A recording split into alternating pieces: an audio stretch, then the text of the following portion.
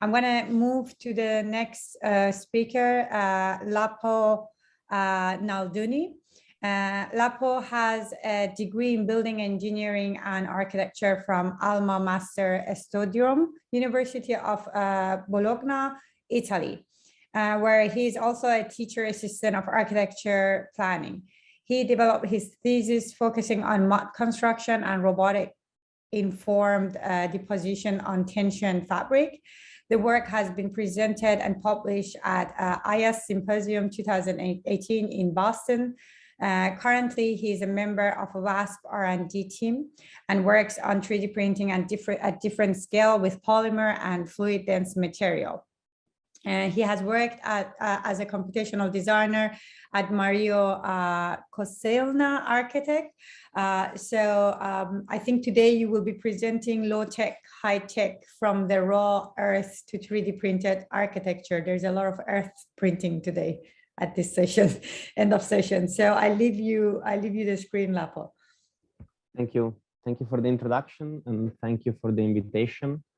And congratulations to all the speakers because a lot of super interesting stuff regarding 3D printing and super nice printed part.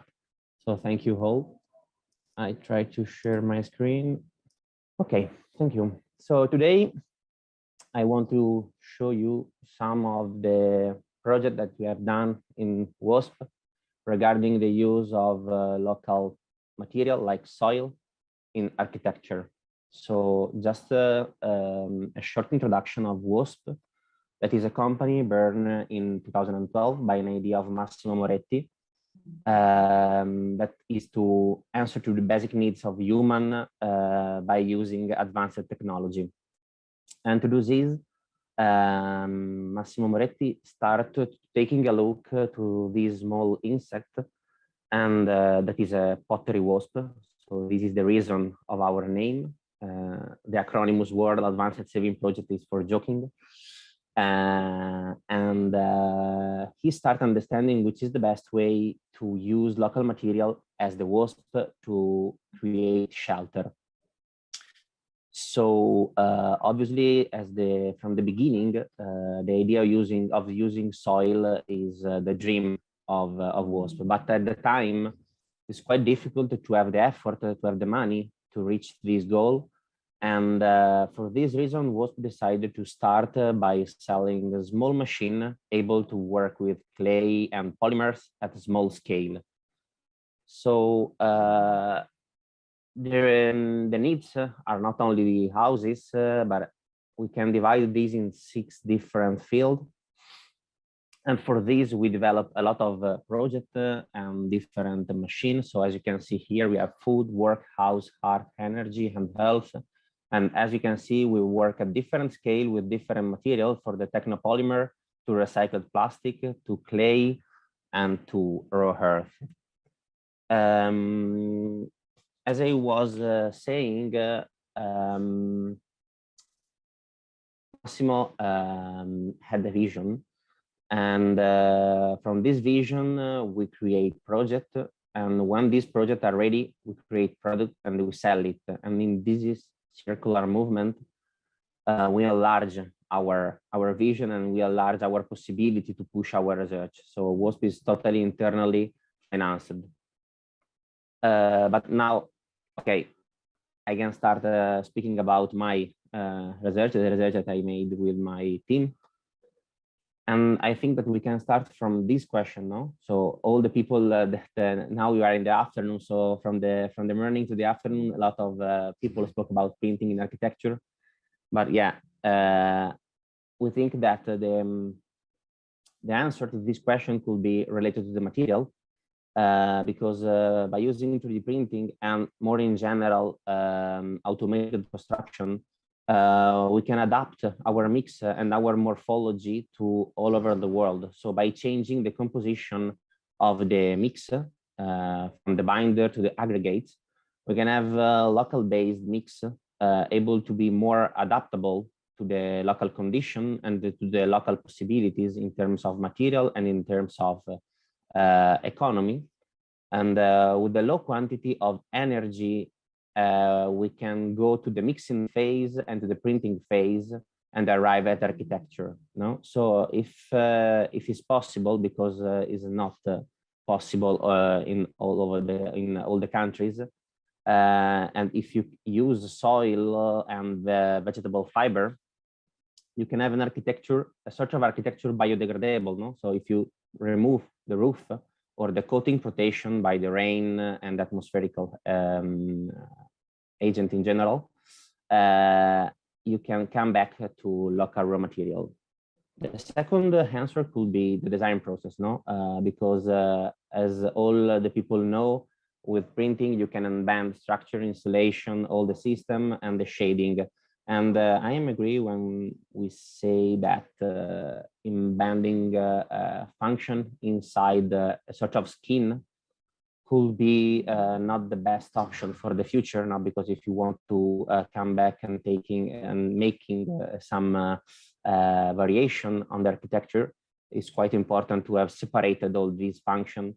But I mean, in our case, if we are using a material with a very low CO2 emission, like raw earth, I mean, it's not important to understanding the reduction of material, the reduction of time, the reduction of the duration in the time, because we're producing a shelter without using a lot of energy, no? So it's more important to optimize to other aspects.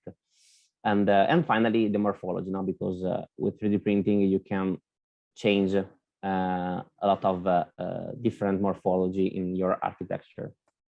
And finally, on the architectural side, we think that the most interesting thing is related to the short way that an architect can have from the design to the 3D printing phase now, because in traditional building site, you have the creation of blueprint and the interpretation of blueprint.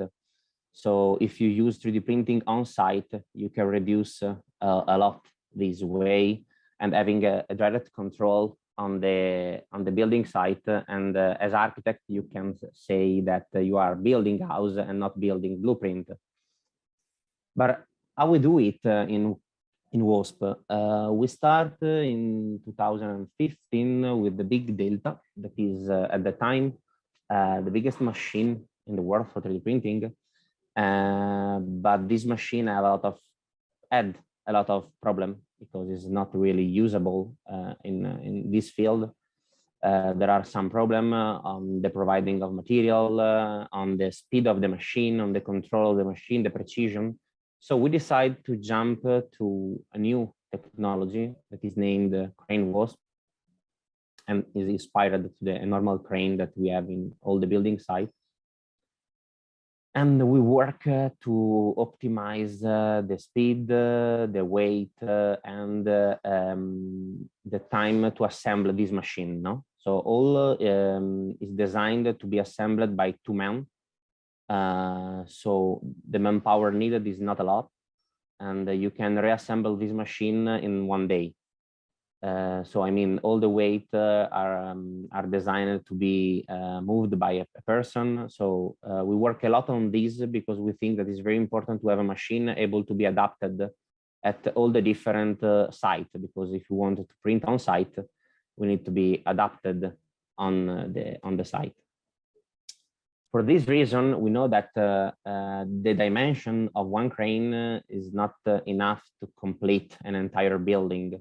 So we developed this machine able to be adapted and used not only in base configuration, so with 1 crane, but in a collaborative way. So with a sort of intersection area that all the 2 printers can print together, or in parallel, in simultaneous way, so in parallel. So we have no collision, and we can print a different part of the building at the same time.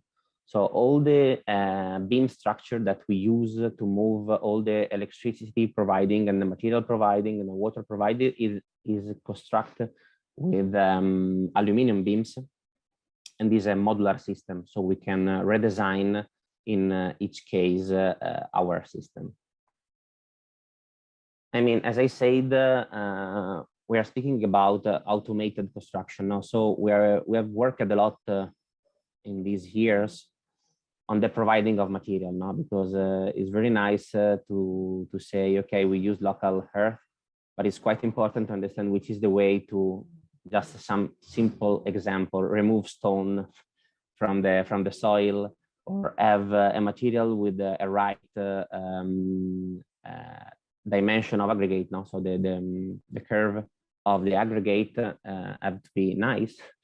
So we create a system divided into container, one for the material providing, with all the disc screen separator, the excavator, and all the system to convey the material from the earth to the mixing system. And in the second container, the real 3D printer, so the printer and the continuous feeding system that is our pump. And now some of the project that we developed along the time. This is Gaia. That is the first project that we developed in 2018. Is located very close to me, 20 meters. And the goal of this project is to show to the people that it's possible to print house by using soil, because at the time there is no example, no real example, physical example. So we need to show that it's possible to create a room of 20 square meters with an high level of living quality now. So we use a timber structure to create the roof, because we want to stay inside all the regulation of the Italian code. And we use local material with the adding of straw, rice husk, and lime. It is the stabilizer that we use to reach the pumpability and the stability of the material. I mean, we work a lot too on the definition of the toolpath for the machine. So we start working on a small piece and understanding, we print some mock-up, just understanding if it works, if we can optimize the internal design of the wall, just to avoid the shrinkage, because at the time we have, a shrinkage on the Z direction around 8% and around 1% on X and Y. So we work a lot on this to controlling the shrinkage and don't having a cracking, and to creating a wall with insulation inside and ventilation in the external part. So as you can see on the schematic view, we have a natural ventilation from the north side to the basement, and from the basement to the external part of the wall. So to reduce the temperature in summer and remove moisture in winter. I mean, from the simulation, we're thinking to reach a U value around 0.2, but realistically, when we made all the real test, we know that we have an insulation around 0.3. So to be honest, I want to say that this is not the right number. It is quite easier. Is less, sorry. Another project is, oh, I made a mistake on the name, is the staircase that we made with the IAC of Barcelona. We print these in January, and we print here in Massa Lombarda, so on site, but inside our facilities, so we can control more the quality of the printing, because of this small piece now. So we can control all these parameters, and with the nice design of the guys of the IAC, we create this structural system to insert the staircase inside the wall. TECLA is one of the last projects that we developed. It is based here in Massa Lombarda, and we finished to print in the 2020, but we opened this in 2021. We spent 200 hours to print these by using two cranes in a collaborative way. I mean, here there are some data about TECLA. As you can see, we use 80 tons of material. So we work a lot on the providing of local material because it's easy to make a mock-up with 1 ton of materials. But if you wanted to reach this number, you have to work a lot on the optimization on the screen disk separator, on all the system that you need to mix the material. From the left to the right, we have some of the mix design that we developed with Mapei, one of the biggest Italian company for chemical additive for architecture. And we use a binder that developed Mapei that is created for soil, and an extra part of lime if it's needed. So we made a lot of different tests. As you can see, the blue part is the water. So as you were saying some minutes ago, the usage of water when you have to pump something is really important. If you want to reduce and enlarge the strength of the material and reduce the shrinkage, you need to use more sand in our case. So we work a lot on this. This is only a part, the last part of all the experimentation that we made for TECLA. In the central part, there are some of the different sections of the wall. We're starting from a mock-up, that is the one that you see on the right. And the blue part is the structural part. So all the white part of the mock-up or the TECLA house is not structural. So we decided to reduce the amount of material from the bottom to the top in order to reduce the weight of the wall and to have only the needed material for the structural resistance. Here's some image of the building site. As you can see, we divide in different sector all the toolpath of the machine. And with this, we can control the collaboration of the two machines in order to don't have collision between the two cranes and push the speed as at the maximum. No? So we control the previous layer time, and with this, we push more than we can.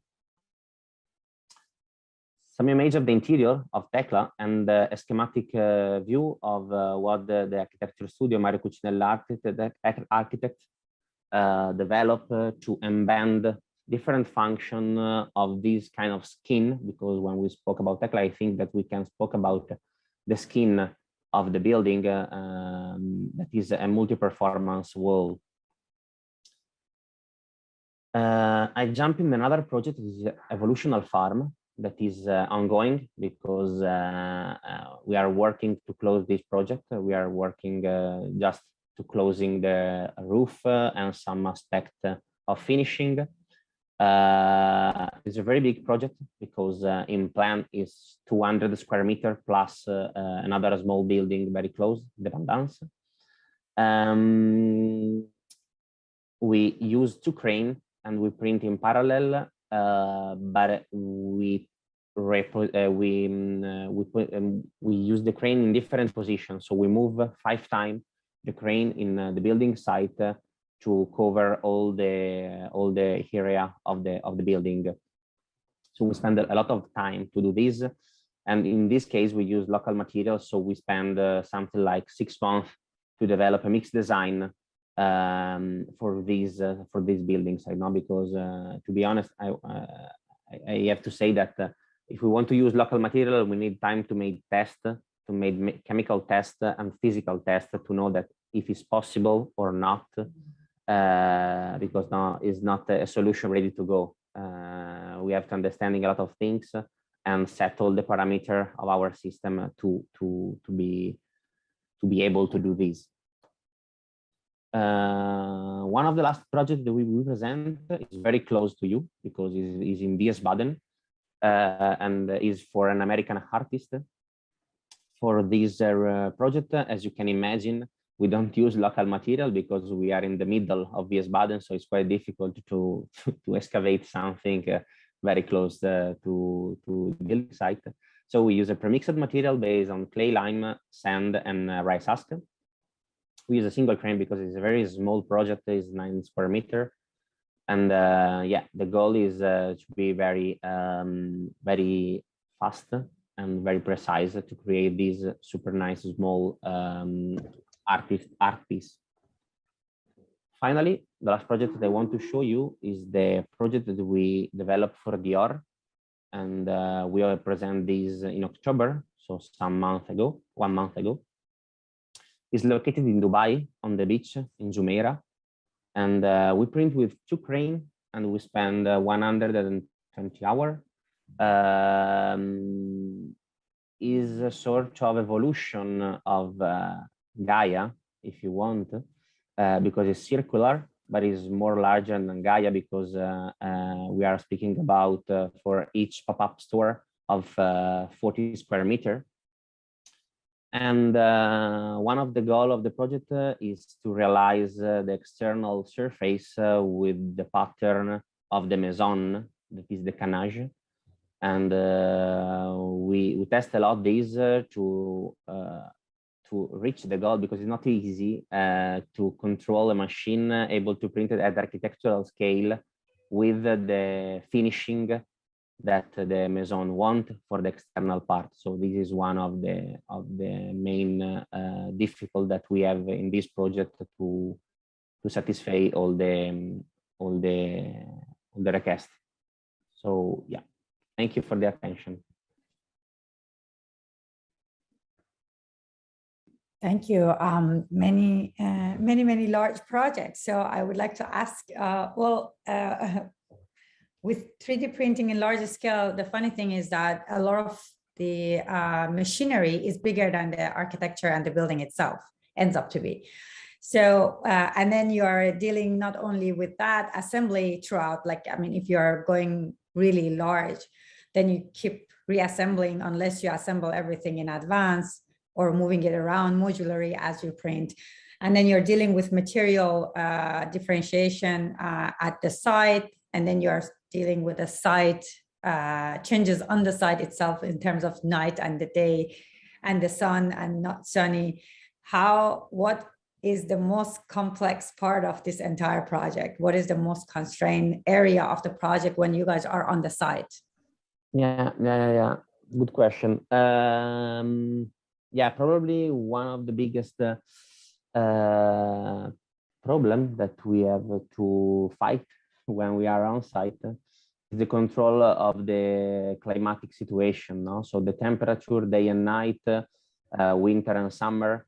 So it's not very easy to do this because it's quite easy to have a mixed design based on local material. If you have the time, that is the first needs, and person with the right knowledge in terms of use of raw earth, you can have a printable mix.